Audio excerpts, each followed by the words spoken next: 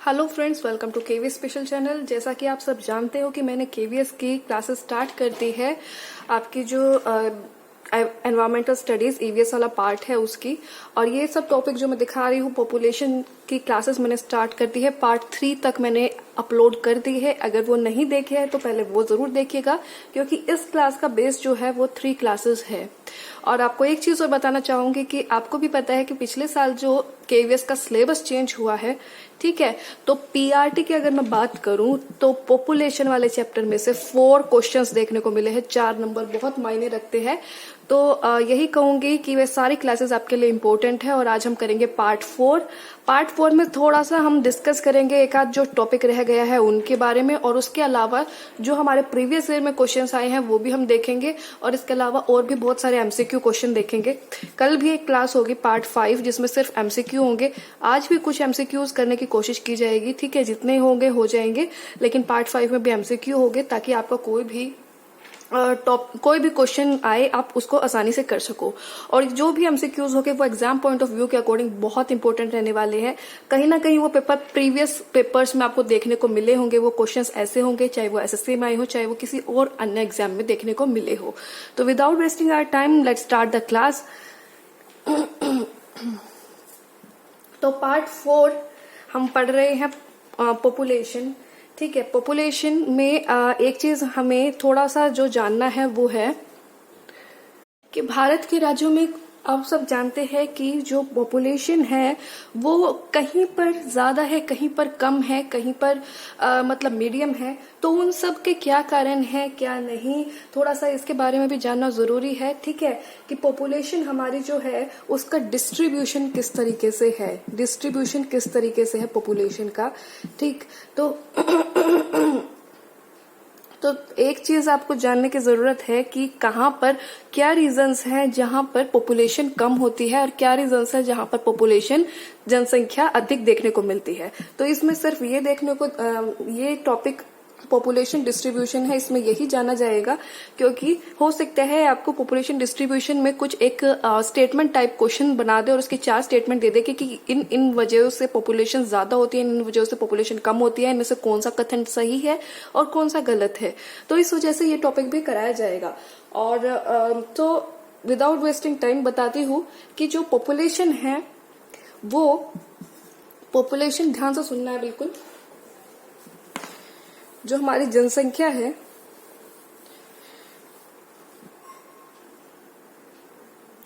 तो वो हमें नॉर्दर्न प्लेन में जो हमारा जो उत्तरी भाग है, भारत का जो उत्तरी हिस्सा है, उत्तरी भाग है उसमें, और केरला में हमें high to very high population देखने को मिलती है, ठीक है। ये आपको पता होना चाहिए, ये इंपॉर्टेंट पॉइंट है आपका। अब ये जो है यहाँ पे high to very high population density क्यों है, घनत्व पॉपुलेशन का सबसे ज्यादा क्यों है, उसका रीजन क्या है, तो वो जानना जरूरी है। तो सबसे ज्यादा ये है कि यहाँ पर क्या है कि भैया फ्लैट प्लेन्स है, ठीक है, समतल भूमि है, प्लस विद फ्लैट प्लेन्स तो है लेकिन साथ में क्या है, उपजाऊ भूमि है, फर्टाइल सोइल है। तो इस वजह से यहाँ पर क्या है, जनसंख्या जो है उनका घनत्व अधिक है।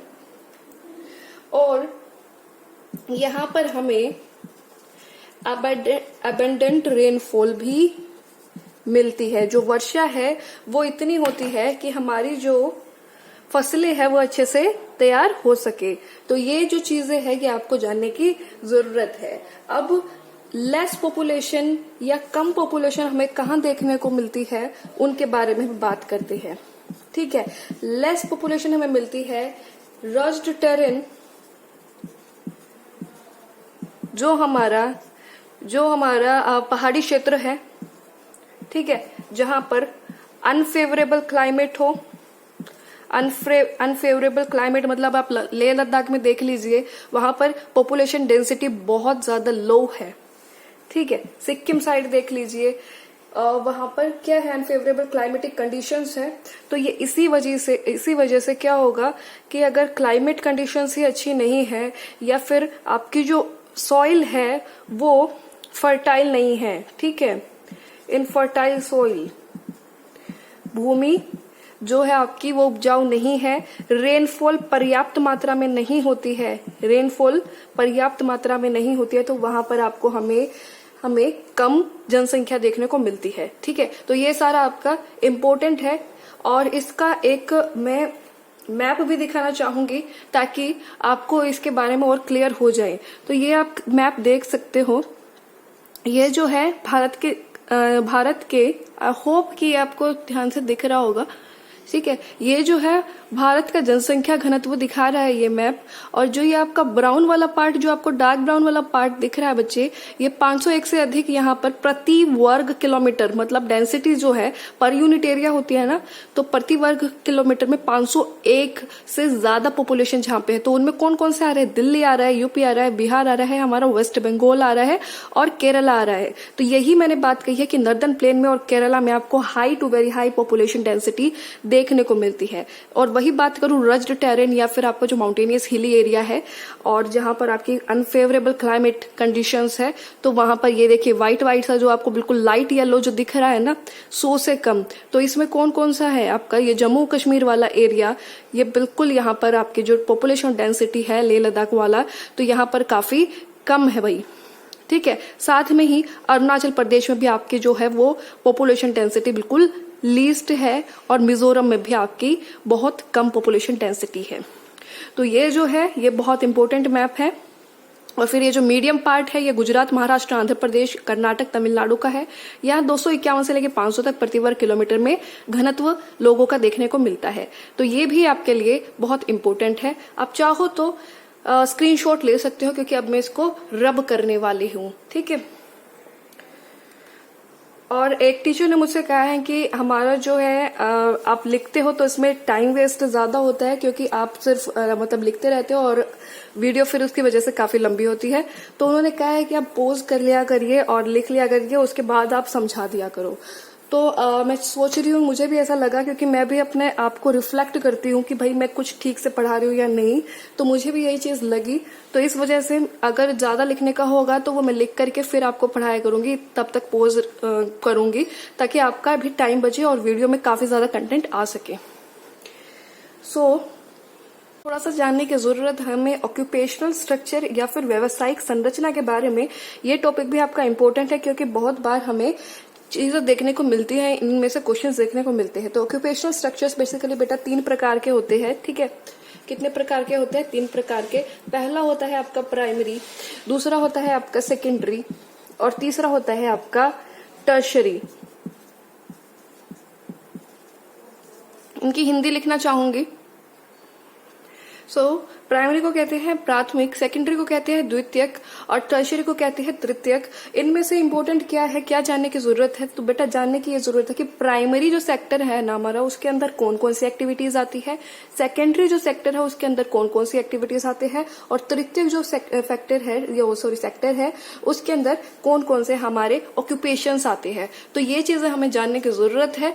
तो इसमें बेटा प्राइमरी में जो हमारा है उसमें आ जाता है हमारा एग्रीकल्चर, हमारा जो कृषि है वो आ जाता है, इसमें फॉरेस्ट्री आ जाती है, वृक्षारोपण आ जाता है। ठीक है, फॉरेस्ट्री आ जाती है, फिशिंग मछली पालन आ जाता है, माइनिंग आ जाती है, खनन जो होता है।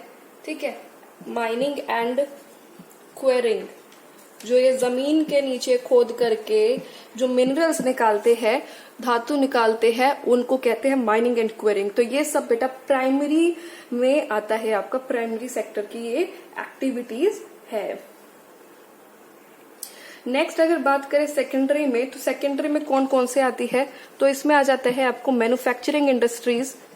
ठीक है, मैन्युफैक्चरिंग इंडस्ट्री।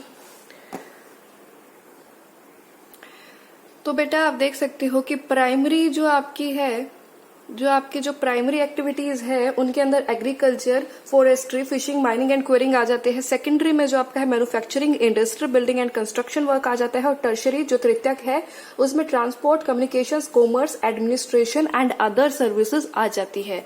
अब ये जो एग्रीकल्चर में देखिए, जो हमारी जो पॉपुलेशन है, भारत की जो जनसंख्या है उसकी 64% जनसंख्या जो है वो कृषि में लगी है, मतलब एग्रीकल्चर में इंगेज्ड है हमारे भारत की कुल 64% या 60+% पॉपुलेशन। तो ये भी आपके लिए एक महत्वपूर्ण जानकारी है जो आपको जाननी बहुत जरूरी है। ठीक है, ये जो है एक बार मैं जल्दी से इनके जो हिंदी में नाम है वो बता देती हूँ कि सेकेंडरी में जो आपके द्वितीय क्रियाकलापों में आती है जो एक्टिविटीज है वे है बेटा उद्योग, भवन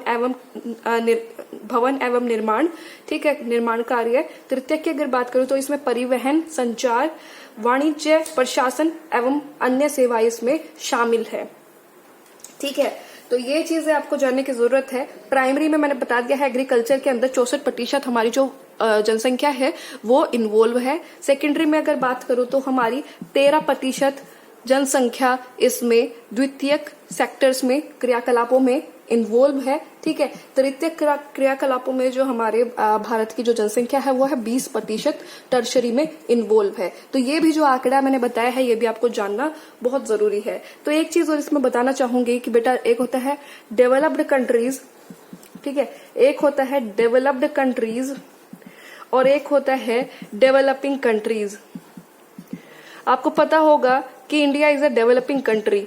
इंडिया जो है वो एक विकासशील देश है क्योंकि हम अभी विकास कर रहे हैं।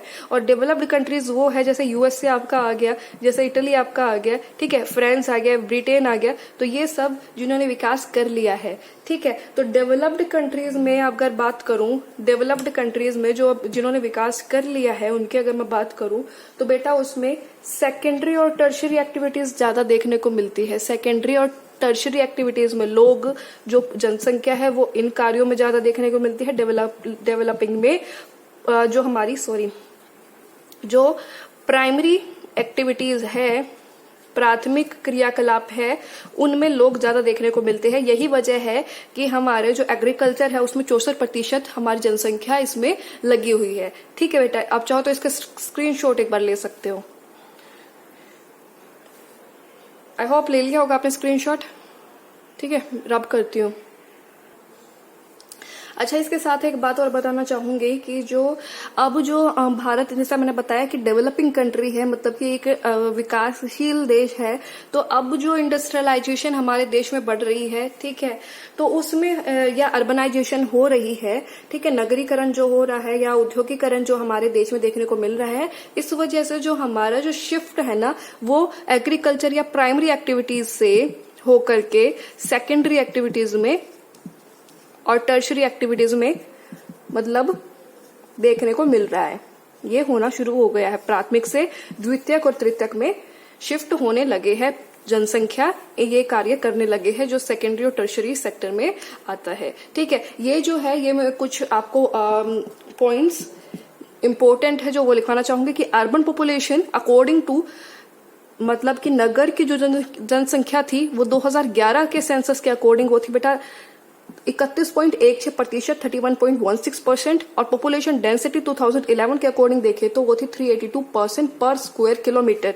अगर यही बात मैं 2001 के जो पहले भी बता चुकी हूँ वो थी 324% पर स्क्वायर किलोमीटर। ठीक है, तो ये आपको जानना बहुत जरूरी है। वही बात अगर मैं करूं आपकी हेल्थ एक्सपेक्टेंसी की, लाइफ एक्सपेक्टेंसी क्या होता है कि जीवन प्रत्याशा दर जिसको कहते हैं, ठीक है, हिंदी में, तो ये है बेटा कि आप कितना मतलब अब नॉर्मली एवरेज कितना जी सकते हैं इंसान, तो वो चीज। ठीक है, 1951 की अगर मैं बात करूं तो उस टाइम पे क्या थी एवरेज जो लाइफ थी कि लगभग इतना तो लोग जिएगा ही। तो 1951 की अगर बात करूं बेटा तो उस टाइम पे बहुत ज्यादा हेल्थ फैसिलिटीज इतनी नहीं थी और बीमारियां भी बहुत होती थी, मौतें बहुत ज्यादा होती थी, लोग बहुत कम बचते थे और महामारी या इस टाइप का कुछ था। तो जो एवरेज लाइफ थी वो थी 36 साल, 36.5 साल के करीब। और वही ये बढ़कर के 2001 के अकॉर्डिंग बात करूं तो ये हो गई 64.6 वर्ष। तो आप देख सकते हो कि कितना इंक्रीज इसमें देखने को मिला है। ये किस वजह से, क्योंकि हमारी जो हेल्थ कंडीशंस है, हमारी जो हेल्थ फैसिलिटीज है या फिर वो सब इम्प्रूव हुआ है, डॉक्टर्स या मेडिकल फैसिलिटीज अच्छा ट्रीटमेंट होने लगा है, वैक्सीन टाइम पर ही दे देते हैं, बच्चा जो बॉर्न होता है उनको वैक्सीन सारे मिल जाते हैं। तो इस वजह से और जैसा कि आपको सबको पता है कि हमारा जो अंतिम जो हमारा सेंसस हुआ है, जनगणना हुई है, वो 2011 में हुई है। तो उसके अकॉर्डिंग अगर हम लाइफ एक्सपेक्टेंसी देखें तो वो है 67.01 ईयर्स। ठीक है, एवरेज जो हमारी एज है वो इतनी रहने वाली है। तो मतलब ये चीज है। और अभी जो नेक्स्ट आपका सेंसस होगा वो 2021 में होने वाला है। तो आपके लिए ये वाला जो डेटा है वो ज्यादा इंपॉर्टेंट है। क्वेश्चंस बनेंगे तो 2011 में से ज्यादा देखने को मिलेंगे एज कम्पेयर टू 2001। ठीक है, तो ये चीज पहले भी बता चुकी हूँ। इसके अलावा हमें जानने की जरूरत है पॉपुलेशन से रिलेटेड कुछ अन्य तथ्य। ठीक है, सम अदर फैक्ट्स। तो बेटा ये है कि राजस्थान जो कि आपका एरिया वाइज सबसे बड़ा है। ठीक है, एरिया वाइज अगर देखें तो वो लार्जेस्ट स्टेट है, लेकिन इसमें पूरे भारत का केवल 6% पॉपुलेशन ही रहती है। ठीक है, 6% पॉपुलेशन ही रहती है, लेकिन लार्जेस्ट स्टेट है ये फिर भी। तो वो क्यों? क्योंकि यहाँ पर क्या है, फर्टाइल सॉइल हमें इतनी देखने को नहीं मिलती, डेजर्ट एरिया है। ठीक है, गर्मी ज्यादा होती है, पर्याप्त रेनफॉल नहीं मिलती है हमें। तो यही कुछ फैक्ट्स है जिसकी वजह से यहाँ पर पॉपुलेशन कम है। अगर बात करूं कि मोस्ट पॉपुलस स्टेट कौन सी है, भारत की मोस्ट पॉपुलस स्टेट कौन सी है, सबसे ज्यादा आबादी वाला राज्य कौन सा है? तो बेटा 2011 के सेंसस के अकॉर्डिंग भी ये यूपी ही था। ठीक है, और यहाँ पर कितनी थी, 166 मिलियन पॉपुलेशन थी, 66 लाख पॉपुलेशन थी। 16% ऑफ इंडिया की टोटल पॉपुलेशन का 16% यूपी में था।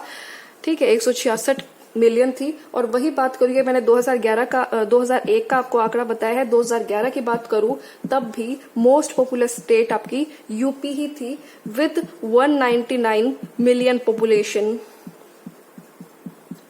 ठीक है, और सबसे कम जनसंख्या वाला राज्य है सिक्किम, जहां पर 0.6 मिलियन पॉपुलेशन है।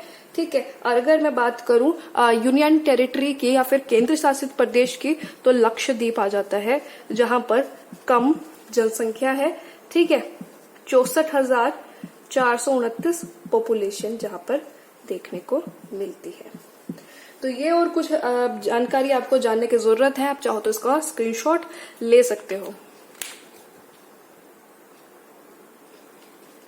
इसके अलावा बेटा बात इन पॉइंट्स की तरफ भी, बहुत इंपॉर्टेंट पॉइंट्स है ये। ठीक है, 2011 के सेंसस के अकॉर्डिंग ये जानने की जरूरत है, ये सारे पॉइंट्स आपका बहुत इंपॉर्टेंट है, क्योंकि आपको भी पता है कि जो हमारा जो लास्ट सेंसस हुआ है वो 2011 में हुआ है। तो अगर क्वेश्चन ज्यादातर बनेंगे वो 2011 सेंसस से ज्यादा पूछे जाएंगे। तो पॉपुलेशन ऑफ इंडिया 2011 सेंसस के अकॉर्डिंग थी 1.21 बिलियन। ठीक है, इंडियन पॉपुलेशन जो थी, हमारे जो भारत की जो जनसंख्या थी, वो पूरे वर्ल्ड की पॉपुलेशन, पूरे विश्व की पॉपुलेशन का 17.5% था। ठीक है, 2011 सेंसस के अकॉर्डिंग एरिया ऑफ इंडिया, जो भारत का जो क्षेत्र है, वो पूरे वर्ल्ड के एरिया का 2.4% है। ठीक, अरुणाचल प्रदेश जो मतलब सबसे कम डेंसिटी वाला क्षेत्र, जिसकी पॉपुलेशन का घनत्व सबसे कम था, वो कौन सा है? अरुणाचल प्रदेश, जहां पर 17% पर स्क्वायर किलोमीटर लोग रहते हैं। नेक्स्ट है decadal growth, very important question, last time KVS में आ चुका है। डेकेडल ग्रोथ 2011 के अकॉर्डिंग कितनी थी? तो वो थी बेटा 17.70%। अब ये डेकेडल ग्रोथ होती क्या है? देखिए, इससे पहला क्या हुआ कि हमारा जो सेंसस जो होता है वो हर 10 साल के बाद होता है।